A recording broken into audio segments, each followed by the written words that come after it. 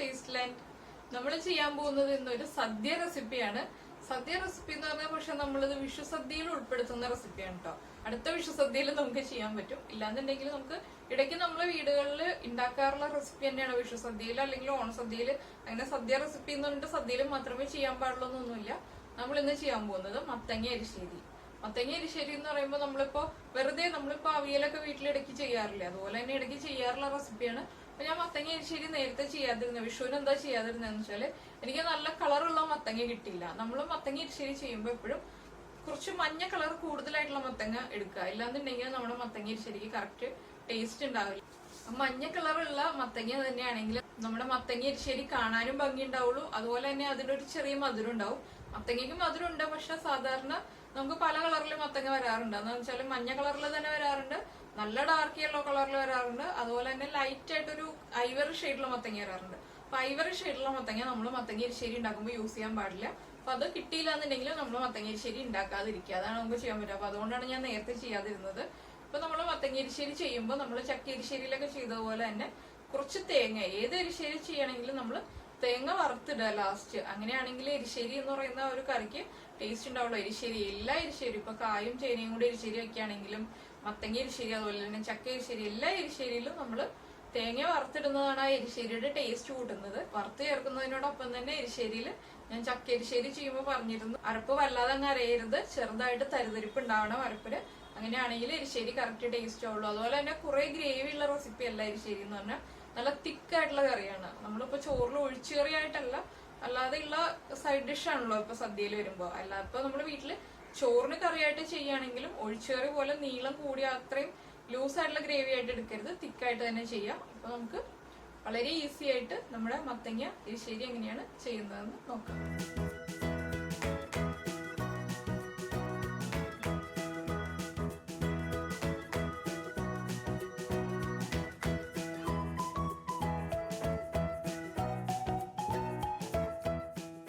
നമ്മുടെ മത്തങ്ങ വൻപയർ എരിശ്ശേരിക്ക് ആവശ്യമായിട്ടുള്ള ഇൻഗ്രീഡിയൻസ് നോക്കാം. ഞാനിപ്പോ മത്തങ്ങ എടുത്തിട്ടുണ്ട്, അതുപോലെ തന്നെ കടുക്, മഞ്ഞൾപ്പൊടി, കാശ്മീരി ചില്ലി പൗഡർ, നമ്മുടെ സാധാരണ ജീരകം, നല്ല ജീരകം അതായത് ക്യൂമിൻ സീഡ്സ്, പിന്നെ എടുത്തിട്ടുള്ളത് വറ്റൽമുളകാണ്. വറ്റൽമുളക് വറവിടാൻ വേണ്ടിയിട്ടാണ് നമ്മൾ എടുത്തിട്ടുള്ളത്.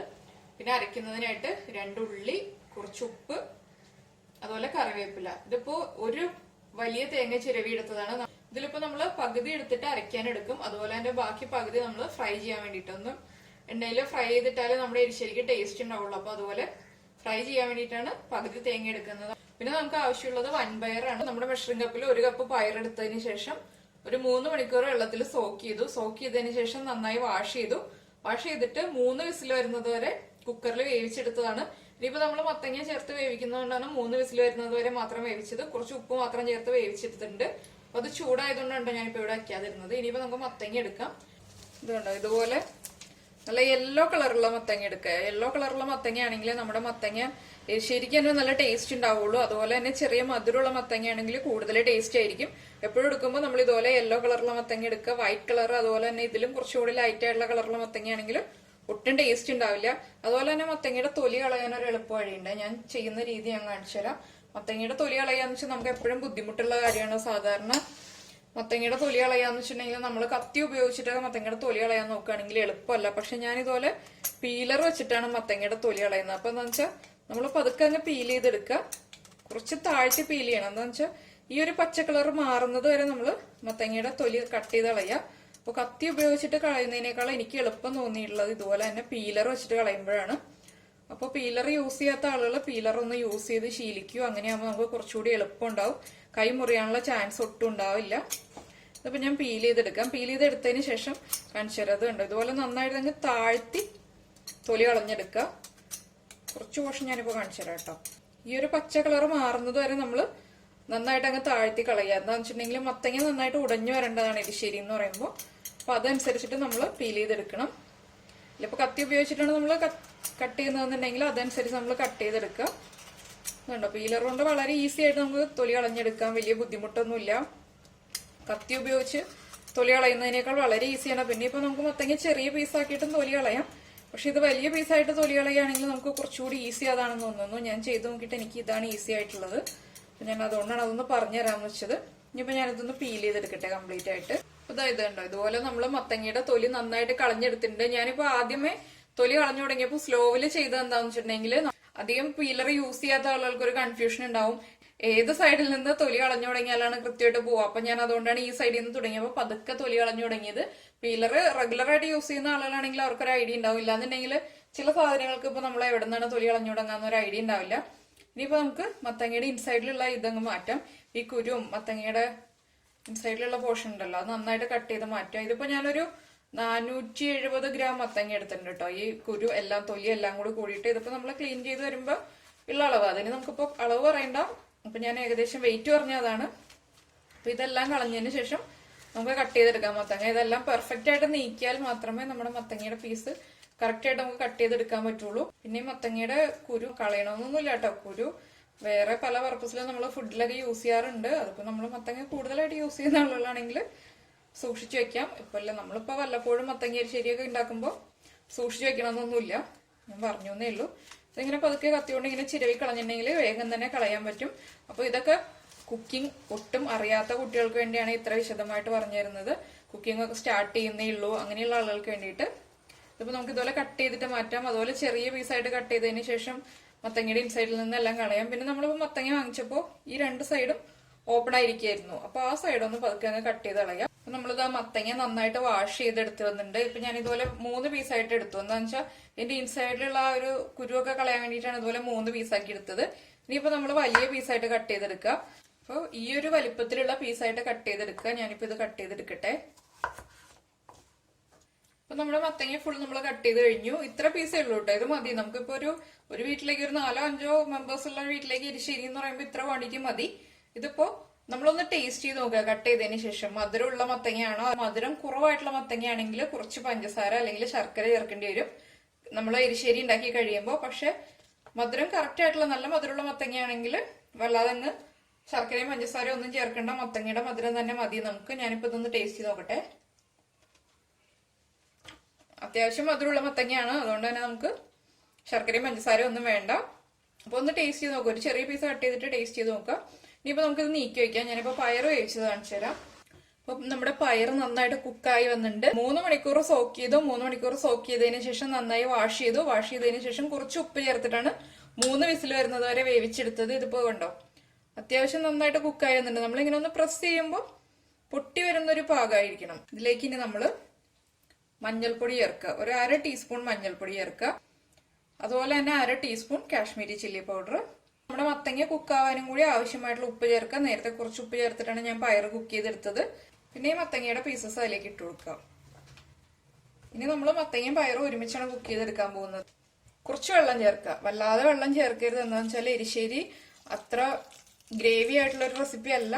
അത്യാവശ്യം നമ്മുടെ മത്തങ്ങ ഒന്ന് കുക്കായി വരണം. അതിന്റെ ഒപ്പം തന്നെ പയറും ഒന്നും കൂടി ഒന്ന് ഉടഞ്ഞു കിട്ടണം. ആ രീതിയിൽ അത്യാവശ്യം വെള്ളം ചേർക്കുക. മീഡിയം ഫ്ലെയിമിൽ വെക്കുക. ഒരു വിസിൽ വരുന്നത് വരെ കുക്ക് ചെയ്തെടുക്കുക. അപ്പൊ നമ്മൾ മത്തങ്ങയും പയറും ചേർന്നിട്ട് വേവിക്കാൻ വെച്ചിട്ടുണ്ട്. ആ സമയത്ത് നമുക്ക് ഇതിലേക്ക് ആവശ്യമായിട്ടുള്ള അരപ്പ് റെഡിയാക്കി എടുക്കാം. ഒരു തേങ്ങ ഫുള്ളായിട്ടാണ് ചിരവി എടുത്തിട്ടുള്ളത്. ഇതിൽ നിന്ന് പകുതി തേങ്ങ നമുക്ക് അരയ്ക്കാൻ എടുക്കാം. അരമുറി തേങ്ങ ചേർത്തു. അതുപോലെ തന്നെ 2 ഉള്ളി ചേർക്കുക. 2 പിഞ്ച് നല്ല ജീരകം. ഇനിയിപ്പോ ഇത് വെള്ളം ചേർത്തിട്ട് അരച്ചെടുക്കുക. ചെറിയൊരു തരിതരിപ്പോട് കൂടി അരച്ചെടുക്കുക. അല്ലാതെ ഫൈൻ ആവണ്ട എരിശ്ശേരിയുടെ അരപ്പെന്ന് പറഞ്ഞിട്ടുണ്ടെങ്കിൽ. ഇനിയിപ്പോ ഞാനിത് അരച്ചിട്ട് വരാം. അപ്പോഴത്തേക്ക് നമ്മുടെ കുക്കറിന് ഒരു വിസിൽ വരും. അപ്പൊ നമ്മളിത് ആ തേങ്ങ അരച്ചെടുത്തു. ഞാൻ വല്ലാതെ വെള്ളം ചേർത്തല്ല അരച്ചിട്ടുള്ളത്, കുറച്ച് വെള്ളം ചേർത്ത് അരച്ചു. പക്ഷെ ഇതുണ്ടോ നന്നായിട്ട് അരഞ്ഞു പോയിട്ടില്ല. ഈ ഒരു രീതിയിലാണ് അരച്ചെടുത്തിട്ടുള്ളത്. എരിശ്ശേരിക്ക് അരയ്ക്കുമ്പോൾ ഇത്ര അരഞ്ഞാൽ മതി. ഇനിയിപ്പോ നമുക്കിതൊരു സൈഡിലേക്ക് മാറ്റി വെച്ചതിന് ശേഷം നമ്മുടെ കുക്കർ ഒരു വിസിൽ വരുന്നത് വരെ വെയിറ്റ് ചെയ്യാം. എരിശ്ശേരിയിൽ വറവിടാനും അതുപോലെ തന്നെ തേങ്ങ ഒന്ന് ഫ്രൈ ചെയ്തെടുക്കാനും വേണ്ടിയിട്ട് ഒരു പാൻ വെച്ചിട്ട് പാനിലേക്ക് നമുക്ക് വെളിച്ചെണ്ണ ചേർക്കാം. എരിശ്ശേരി ചെയ്യുമ്പോൾ വെളിച്ചെണ്ണയിൽ തന്നെ ചെയ്യണം. അത് പ്രത്യേകിച്ച് പറയേണ്ട ആവശ്യമില്ല, എങ്കിലും ഞാൻ പറയാണ്, അറിയാത്ത ആളുകൾക്ക് വേണ്ടിയിട്ട് പറയാണ്. വെളിച്ചെണ്ണ നന്നായിട്ട് ചൂടായി വരട്ടെ. കടുക് ഇട്ട് കൊടുക്കാം. 1 ടീസ്പൂൺ കടുക്. കടുകൊന്ന് നന്നായിട്ട് പൊട്ടി വരട്ടെ. നമ്മുടെ കടുക് പൊട്ടി കഴിഞ്ഞു. നമുക്ക് ഇതിലേക്ക് കറിവേപ്പില ചേർക്കാം. കറിവേപ്പില ചേർത്തതിന് ശേഷം നമുക്ക് വറ്റൽമുളക് ചേർക്കാം. വറ്റൽമുളകിന്റെ കളറൊന്ന് വല്ലാതെ ചേഞ്ച് ആയി പോവാതിരിക്കാൻ വേണ്ടിയിട്ടാണ് ഞാൻ കറിവേപ്പില ചേർത്തതിന് ശേഷം വറ്റൽമുളക് ചേർക്കുന്നത്. വറ്റൽമുളക് ചേർത്ത് ഉടനെ തന്നെ നമുക്കിനി നമ്മൾ ചിരവി വെച്ചിരിക്കുന്ന തേങ്ങ ഉണ്ടല്ലോ, ആദ്യത്തെ ഹാഫ് നമ്മൾ അരച്ചു. ബാക്കിയുള്ള പകുതി തേങ്ങ നമ്മൾ ഒന്ന് ഫ്രൈ ചെയ്തെടുക്കുക. വല്ലാതെ അങ്ങ് ഡാർക്ക് ബ്രൗൺ ഷെയ്ഡ് ആയി പോവാത്ത രീതിയിൽ ലോ ഫ്ലെയിമിൽ വെച്ചിട്ട് ഫ്രൈ ചെയ്യുക. തേങ്ങ വറുക്കുമ്പോൾ നമ്മൾ ധൃതി പിടിച്ച് വറുത്തിട്ടുണ്ടെങ്കിൽ തേങ്ങയുടെ കളർ വേഗം തന്നെ ബ്രൗൺ ആയി പോവും. അതുപോലെ തന്നെ തേങ്ങ കയ്പ്പ് വരും, വല്ലാതെ കളർ ചേഞ്ച് ആയിട്ടുണ്ടെങ്കിൽ. അപ്പോൾ ലോ ഫ്ലെയിമിൽ വെച്ചിട്ട് തന്നെ ഫ്രൈ ചെയ്യുക. അപ്പോൾ നമ്മൾ കടുക് വറുക്കുമ്പോൾ ചുവന്നുള്ളി ചെറുതായിട്ട് കട്ട് ചെയ്തൊക്കെ ചേർക്കാറുണ്ട്. ഞാനങ്ങനെ ചേർക്കാറില്ല. ഇവിടെ അമ്മയൊക്കെ ചെയ്യുമ്പോൾ എപ്പോഴും ചുവന്നുള്ളി കട്ട് ചെയ്ത് ചേർക്കാറുണ്ട്. എനിക്ക് എന്താ ചുവന്നുള്ളിയുടെ ടേസ്റ്റ് അത്ര ഇഷ്ടമല്ല, അതുകൊണ്ട് ഞാൻ അങ്ങനെ ചേർക്കാറില്ല. പക്ഷെ നമ്മളിപ്പോൾ അരച്ചപ്പോൾ ചുവന്നുള്ളി ചേർത്തിട്ടുണ്ട്. ആ ചുവന്നുള്ളി ചേർത്തിട്ടാണ് അരച്ചെടുത്തിട്ടുള്ളത്. ശരിക്കും ഇപ്പോൾ എരിശ്ശേരി ചെയ്യേണ്ടത് വിഷുവിന്റെ ടൈമിലാണ്. അപ്പോൾ എനിക്ക് വിഷുവിന്റെ ടൈമിൽ വിഷു സദ്യ റെസിപ്പീസിൽ ചെയ്യാൻ പറ്റിയില്ല. അപ്പോൾ ഞാൻ വിചാരിച്ചു എന്തായാലും ചോറിന് കറി ഉണ്ടാക്കണം. എരിശ്ശേരിയാണ് ഇപ്പോൾ ഇന്നത്തെ കറി. അപ്പോൾ അതെന്തായാലും ചെയ്യുന്നുണ്ടല്ലോ, അപ്പോൾ അതെല്ലാവർക്കും എങ്ങനെയാണ് ചെയ്യുന്നതെന്ന് കാണിച്ചു തരാമെന്ന് വിചാരിച്ചു. ഇനിയിപ്പോൾ അടുത്ത വിഷുവിന് അല്ലെങ്കിൽ വെറുതെ നമ്മൾ വീട്ടിൽ ഒരു ദിവസം എന്തെങ്കിലും കറി പ്ലാൻ ചെയ്യുമ്പോൾ ഇതുപോലെ എരിശ്ശേരി ഉണ്ടാക്കിയിട്ട് കഴിക്കുക. ഇടയ്ക്ക് നമ്മൾ നാടൻ കറികൾ സദ്യയിലല്ലാതെയും കഴിക്കണ്ടേ. അപ്പോൾ നമ്മുടെ കുക്കറിൽ പ്രഷറൊക്കെ പോയിട്ടുണ്ട്. അപ്പോൾ നമുക്കിതൊന്ന് ലൈറ്റായിട്ട് കളർ ചേഞ്ച് ആയി വരുന്നത് വരെ ഫ്രൈ ചെയ്തെടുക്കാം. അപ്പോൾ നമ്മൾ അരയ്ക്കുമ്പോൾ കറിവേപ്പിലയും പച്ചമുളകും ഒന്നും ചേർത്തിട്ട് അരയ്ക്കരുത്. അരിശ്ശേരിക്ക് അരയ്ക്കുമ്പോൾ നമ്മൾ ജീരകവും ഉള്ളി മാത്രം ചേർക്കാറുള്ളൂ. കറിവേപ്പിലയും പച്ചമുളകും ചേർക്കുന്നത് ഓരോ റെസിപ്പി ചെയ്യുമ്പോഴും അതിൻ്റെതായ രീതിയിൽ ചെയ്താൽ മാത്രമേ ആ ടേസ്റ്റ് ഉണ്ടാവുള്ളൂ. അതുപോലെ ആ നാടൻ രീതിയിൽ നമ്മളിപ്പോൾ നമ്മുടെ അമ്മമാരൊക്കെ ചെയ്യുന്ന രീതിയിൽ തന്നെ ഫോളോ ചെയ്യുകയാണെങ്കിൽ നമുക്ക് നല്ല ടേസ്റ്റി ആയിട്ടുള്ള കറികളൊക്കെ റെഡിയാക്കി എടുക്കാൻ പറ്റും. അപ്പോൾ എരിശ്ശേരിയിൽ അരയ്ക്കുമ്പോൾ മാത്രം കറിവേപ്പിലയും പച്ചമുളകും അരയ്ക്കാറില്ല. അപ്പൊ നമ്മുടെ തേങ്ങയുടെ കളറൊക്കെ ഒന്ന് ചേഞ്ച് ആയി വരുന്നുണ്ട്. വല്ലാതെ കളർ ചേഞ്ച് ആവുന്നതിന് മുന്നേ നമ്മൾ ഫ്ലെയിം ഓഫ് ചെയ്യണം കേട്ടോ. അതുപോലെ തന്നെ ചില സ്ഥലങ്ങളിൽ എരിശ്ശേരി വെക്കുമ്പോൾ ഇപ്പോൾ നമ്മളിപ്പോ മുളക് പൊടി മാത്രമേ ചേർത്തിട്ടുള്ളൂ, വേറെ എരിവിനൊന്നും ചേർത്തിട്ടില്ല എരിശ്ശേരിയിലേക്ക്. ഇപ്പോൾ കുരുമുളക് പൊടി ചേർക്കാറുണ്ട് എരിശ്ശേരി വെക്കുമ്പോൾ. അതുപോലെ തന്നെ ചില സ്ഥലങ്ങളിൽ കുരുമുളക് അരച്ച് ചേർക്കാറുണ്ട്. നമ്മളിപ്പോ ഇതൊന്നും ചെയ്യുന്നില്ല. ഇനിയിപ്പോ എരിവ് വേണം, എരിശ്ശേരിക്ക് അത്യാവശ്യം എരിവ് വേണം എന്നുണ്ടെങ്കിൽ ഒന്നില്ലെങ്കിൽ നമുക്കിപ്പോ ഈ ഒരു സ്റ്റേജിൽ കുറച്ച് കുരുമുളക് പൊടി ചേർക്കാം, ഇല്ലാന്നുണ്ടെങ്കിൽ തേങ്ങ അരയ്ക്കുമ്പോൾ കുരുമുളക് ചേർക്കാം. ഞാനിപ്പോ ഇവിടെ ഇതൊന്നും ചെയ്യാറില്ല, ഇതുപോലെ തന്നെയാണ് എരിശ്ശേരി വെക്കാറുള്ളത്. അപ്പൊ ഇത്ര മതി, നമ്മുടെ തേങ്ങ കറക്റ്റ് ആയിട്ട് ഫ്രൈ ആയിട്ടുണ്ട്. ഇനിയിപ്പോ ഈ പാനിന്റെ ചൂടിലിരുന്നിട്ട് ഇത് വീണ്ടും ഫ്രൈ ആവും. അപ്പൊ ഈ ഒരു സ്റ്റേജ് ആകുമ്പോൾ ഓഫ് ചെയ്യാം. ഇതിലും വല്ലാതെ കളർ ചേഞ്ച് ആയി പോവണ്ട. ഇനിയിപ്പോ കുറച്ച് സമയം മത്തങ്ങ ഒന്ന് ഉടച്ചൊക്കെ എടുക്കണം. ആ സമയത്തേക്ക് ഇതൊന്ന് ഇളക്കി കൊടുത്തോണ്ടിരുന്നാൽ മതി, ഇടയ്ക്കിടയ്ക്ക് ഒന്ന് ഇളക്കി കൊടുക്കുക. അങ്ങനെ ആകുമ്പോൾ ഈ പാനിന്റെ ചൂടിലിരുന്നിട്ട് തന്നെ ബാക്കി കറക്റ്റ് ആയിട്ട് ഫ്രൈ ആയി വരും. അപ്പൊ അത് നമ്മൾ ശ്രദ്ധിക്കുക, തേങ്ങയുടെ കളർ മാറിപ്പോകരുത്. തേങ്ങയുടെ കളർ മാറിപ്പോയിട്ടുണ്ടെങ്കിൽ നമ്മുടെ കറി തന്നെ ടേസ്റ്റ് ഇല്ലാതെയാവും. ഇനിയിപ്പോ ഞാനിത് അടുത്ത സ്റ്റൗവിലേക്ക് ഒന്ന് മാറ്റി വെക്കുകയാണ്. ഫ്ലെയിം ഓൺ ചെയ്യുന്നില്ല, ഇത് ഇടയ്ക്കൊന്ന് ഇളക്കി കൊടുത്തോണ്ടിരിക്കും. അപ്പൊ നമ്മൾ കുക്കർ തുറന്നു, മത്തങ്ങ നന്നായിട്ട് കുക്കായിട്ടുണ്ട്. ഒരു വിസിൽ വരുന്നത് വരെയാണ് നമ്മൾ കുക്ക് ചെയ്തെടുത്തത്. ഇതിലിപ്പോ അധികം വെള്ളമില്ല, കുറച്ച് വെള്ളം ഉണ്ട്, ഇതുണ്ടോ, വല്ലാതെ ഓവറായിട്ട് വെള്ളമില്ല. ഇനിയിപ്പോ നമ്മൾ ഈ മത്തങ്ങയുടെ പീസ് ഒന്ന് പതുക്കെ ഇതുപോലെ ഒന്ന് ഉടച്ചു കൊടുക്കുക. അപ്പൊ നന്നായിട്ട് കുക്കായതുകൊണ്ട് തന്നെ നമ്മൾ ജസ്റ്റ് ഇങ്ങനെ ടച്ച് ചെയ്യുമ്പോൾ തന്നെ അത് ഉടഞ്ഞു വരുന്നുണ്ട്. നമ്മൾ അരപ്പ് ചേർക്കുകയാണ്. ഫ്ലെയിം ഓൺ ചെയ്യുന്നത് പിന്നീടേ ഉള്ളൂ. എന്താണെന്ന് വെച്ചിട്ടുണ്ടെങ്കിൽ അരപ്പൊക്കെ ചേർത്തതിന് ശേഷം നമുക്ക് ഫ്ലെയിം ഓൺ ചെയ്യാം. അപ്പൊ നമ്മൾ അരപ്പ് ചേർത്ത് കഴിഞ്ഞു. ഇനിയിപ്പോ നമുക്ക് ഫ്ലെയിം ഓൺ ചെയ്യാം. ഫ്ലെയിം ഓൺ ചെയ്തതിന് ശേഷം നമ്മൾ ഈ അരപ്പ് നന്നായിട്ട് ഈ മത്തങ്ങയുടെയും പയറിന്റെ മിക്സിലേക്ക് നന്നായിട്ട് മിക്സ് ചെയ്യാം. കൂടുതൽ വെള്ളം നമ്മൾ അരപ്പ് ചേർക്കുമ്പോൾ ഒഴിക്കരുത് കേട്ടോ. മിക്സിയിൽ ഒരിത്തിരി വെള്ളം, വളരെ കുറച്ച് വെള്ളം മാത്രം ഒഴിച്ചിട്ട് ഒന്ന് ചുറ്റിച്ചെടുക്കുക. കൂടുതൽ വെള്ളം ഒഴിച്ചിട്ടുണ്ടെങ്കിൽ നമ്മുടെ എരിശ്ശേരി മത്തങ്ങ കറിയായി പോവും. അപ്പൊ ആ രീതിയിൽ ചെയ്യരുത്. അപ്പൊ ഞാൻ ഫ്ലെയിം ഓൺ ചെയ്തു. ഇനിയിപ്പോ ഹൈ ഫ്ലെയിമിലേക്ക് മാറ്റുകയാണ്. ഞാനിപ്പോ ഫ്ലെയിം ഓൺ ചെയ്തിട്ട് ഇതൊന്ന് തിളച്ച് വരട്ടെ നന്നായിട്ട്. ഈ കറി ഒന്ന് തിളച്ചതിന് ശേഷം ഉപ്പ് നോക്കുക. ഇപ്പൊ നമ്മൾ ഉപ്പ് ചെക്ക് ചെയ്തിട്ടുണ്ടെങ്കിൽ ആ ഒരു അരപ്പിന്റെ ആ ഒരു പച്ച ചുവയ്ക്കുള്ളത് കൊണ്ട് നമുക്ക് ഉപ്പ് കറക്റ്റായിട്ട് അറിയാൻ പറ്റില്ല. അതുപോലെ തന്നെ നമ്മൾ ഫ്രൈ ചെയ്ത് വെച്ചിരിക്കുന്ന തേങ്ങ ഇടയ്ക്ക് ഇളക്കി കൊടുക്കാൻ മറക്കരുത്. തേങ്ങയുടെ കളർ മാറിപ്പോകണ്ട. നമ്മുടെ മത്തങ്ങയും പയറും എല്ലാം നല്ല ചൂടായതുകൊണ്ട് തന്നെ വേഗം തിളച്ച് വരുന്നുണ്ട് കേട്ടോ കറി. ഇതിപ്പോ നമ്മളിപ്പോ വടക്ക് പാലക്കാട് ഭാഗത്തേക്കൊക്കെ നോക്കുകയാണെങ്കിൽ അവിടെയൊക്കെ നമ്മള് മത്തങ്ങയും പയറും അല്ല, മത്തങ്ങയും പരിപ്പും ചേർത്തിട്ടാണ് എരിശ്ശേരി ഉണ്ടാക്കുക. നമ്മുടെ ഇങ്ങോട്ടൊക്കെ വരുമ്പോൾ മത്തങ്ങയും പയറും ചേർത്തിട്ടാണ് എരിശ്ശേരി ഉണ്ടാക്കുക. അപ്പൊ അങ്ങനെ ഓരോ സ്ഥലത്തും ഓരോ രീതിയിലാണ് കറികളിൽ വ്യത്യാസം വരുന്നത്. ഞാൻ ചെയ്യുന്നത് ഇവിടുത്തെ രീതിയിലാണ്. നമുക്ക് മത്തങ്ങയും പരിപ്പും ചേർത്തിട്ടുള്ള എരിശ്ശേരി വേറെ ദിവസം ഉണ്ടാക്കാം. അതുപോലെ തന്നെ പാലക്കാട് ഭാഗത്തൊക്കെ നമ്മൾ നോക്കുകയാണെങ്കിൽ ഇപ്പൊ അവിയല് നമ്മൾ മഞ്ഞൾപ്പൊടി ചേർത്തിട്ടാണ് അവിയൽ ഉണ്ടാക്കുന്നത്. അവിടെയാണെങ്കിൽ അവർ മഞ്ഞൾപ്പൊടി ചേർക്കേയില്ല അവിയലില്, വെളുത്തിരിക്കുക അവിയൽ. അപ്പൊ അങ്ങനെയുള്ള കുറെ സ്ഥലങ്ങളിൽ ഓരോ സ്ഥലങ്ങൾ തമ്മിൽ ഓരോ വ്യത്യാസം ഉണ്ടല്ലോ. ഞാൻ ഇതിന്റെ ഉപ്പൊന്ന് നോക്കട്ടെ, ഉപ്പ് കറക്റ്റ് ആണോ എന്ന്. ഉപ്പ് ഒട്ടും തന്നെ ഇല്ല, വളരെ കുറച്ച് ഉപ്പേ നമ്മൾ ചേർത്തിട്ടുണ്ടായിരുന്നുള്ളൂ. ഇനിയിപ്പോൾ നമുക്ക് ഉപ്പ് ചേർത്ത് കൊടുക്കാം. ഉപ്പ് കറക്റ്റ് ചെയ്യാം.